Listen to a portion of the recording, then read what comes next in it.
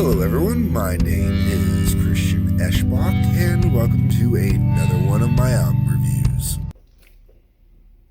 Hi there, everyone. So I'm actually recording this on August 23rd, 24th.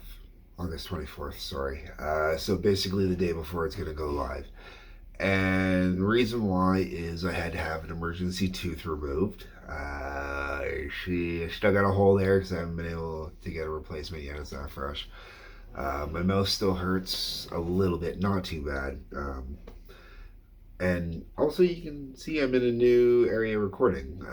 My editing / recording bay has been moved from the upper levels down to the lower levels.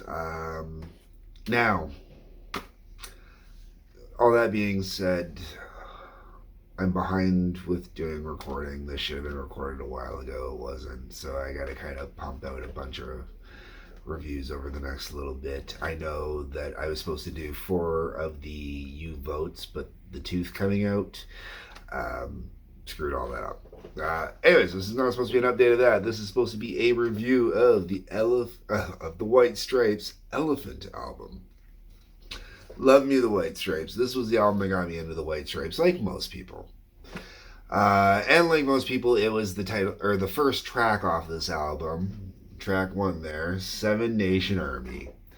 Considered one of the greatest bass riffs of all time, never played on a bass. At least not in the White Stripes. Done on Jack White's electric acoustic guitar with a octavier pedal. Changes the pitch, drop the pitch down all the way into the bass zone. That's how you get the boom, boom, boom, boom, boom, boom. And it's on a hollow body, so get that extra little boom, boom, boom. Sounds great. That being said, I have played that song live so many times, and I absolutely loved playing that song. And every time I've ever played it, it's been rocked out on a bass, and the guitarist just sits there and quietly makes all the little extra noises and then just waits and comes in on the solo. Great times. So Seven Nation Army, great song. Starts off this album perfectly. You could not start the album off better than they do with Seven Nation Army. And the beautiful part about Seven Nation Army is the simplicity of it until you hit the solos. And the fact that you got a guitar and drums, and this opened up the whole world for everybody to this concept of just doing these two. Brilliant. After that, you go into Black Math. Black Math is okay. I don't mind it. It fits the album well at this point. It really kind of picks up the pace. Got a grindy, almost punky kind of vibe to it to a small degree. A lot of fuzz. Pretty good. Then we're on to There's No Home for You Here. I really dig this song while it's playing on the album. I even dig it when it's not playing on the album. Like, it's one of those ones where you do get stuck in your head. Like, even right now, I've got it kind of stuck in my head a little bit. But it's not a standout kind of song. It's not one of those songs that's really gonna pop over and win you over and make you want to listen to this album. Then we're on to I Just Don't Know What to Do With Myself, which is written by Burt Bacharach, man, and H. David. Now, I don't know who H. David is, and I will pop it up on the screen for editing. Burt Bacharach has done a lot of classic, kind of showy kind of stuff, loungy kind of stuff, I want to say a little bit. Not really my thing. But not a bad thing either, you know, it's kind of weird. Then we're on to In the Cold, Cold Night, and I really dig this song.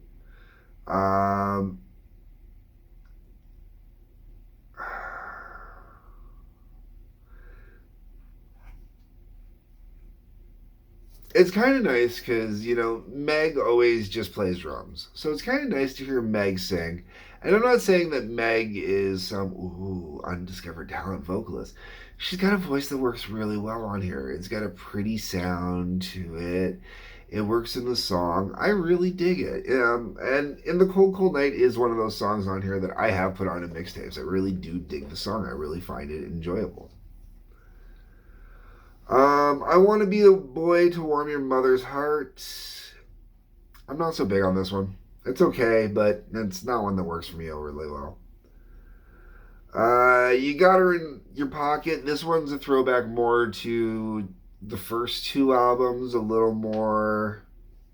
Even I Want to Be the Boy in Your Mother's Heart. Both of those are kind of more throwbacks to the first album and to Still. I've covered both those albums. Um, Not bad songs, enjoyable songs, but kind of that more simplistic, more folksy-ish kind of vibe.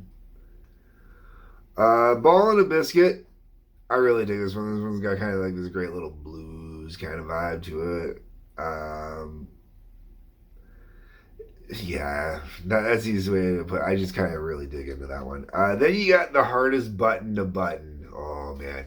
Another song I have played multitudes of times. And Meg White is so fun to play on drums. I love playing White Stripes on drums to do the Meg White thing, man. It is just such an awesome thing. And you know, this is.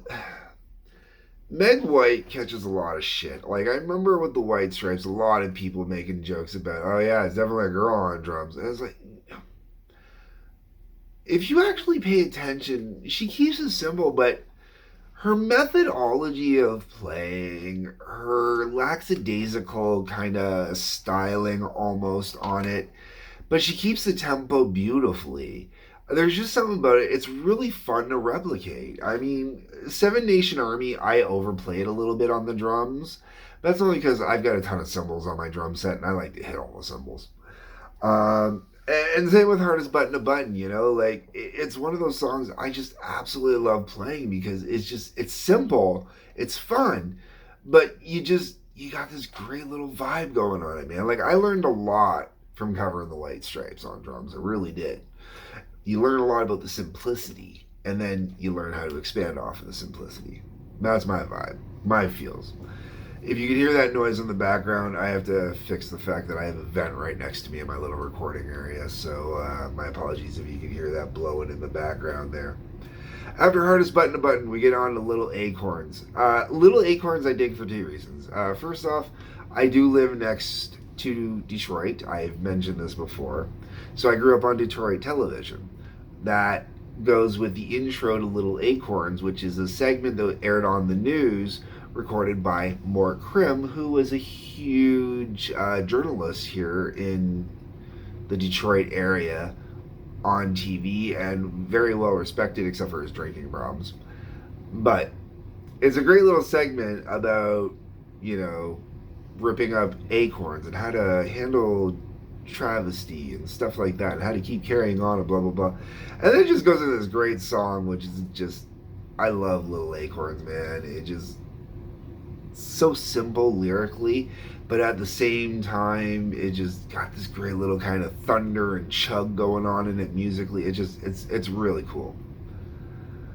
Then we got The Air Near My Fingers.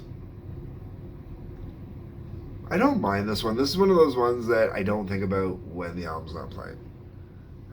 Girl, You Have No Faith in Medicine follows that up.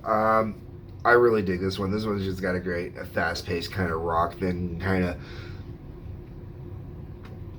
I want to say a kind of almost like a spastic Chuck Berry thing kind of going on here. It's just really cool, really fun, really awesome.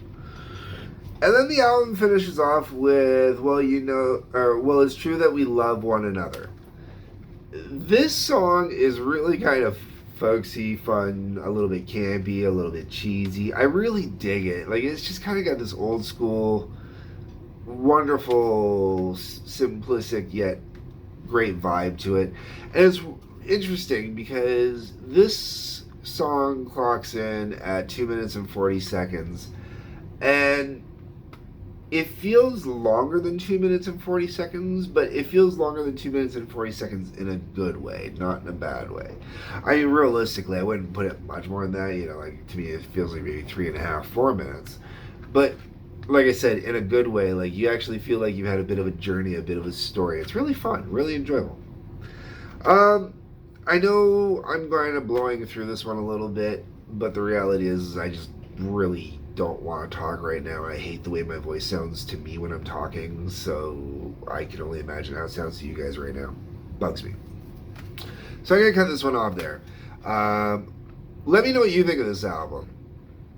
Am I overhyping this album? Am I underhyping this album? Do you love this album as much as I do? Because let me tell you, I play them out of this album still. Absolutely love this album still. Let me know. That's what the comment section is for. On your way down to the comments, you're going to see that there is a link that will take you over to Patreon. Please feel free to stop by there. You can throw some money my way. You can join my Patreon. I do a little bit on there, not a lot. But there's some stuff on there if you want to. Or you can just be really cool and join my Patreon even if I don't post regular stuff. It's awesome of you.